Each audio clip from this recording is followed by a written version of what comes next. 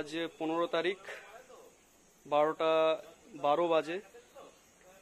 আজ প্রথম রানাঘাট নিউ জলপাইগুড়ি এই লাইনে প্রথম একটা প্রিমিয়াম ট্রেন চলতে শুরু করেছে, যেটা আমি পাস করব আজকে। তো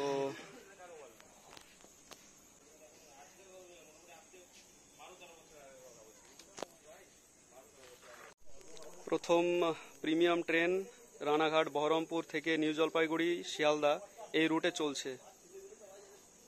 আর আজকে 15 তারিখ 12টা বাজে, 12টা বেশি বাজে।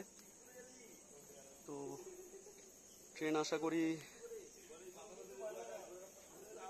দেখতে পারবেন।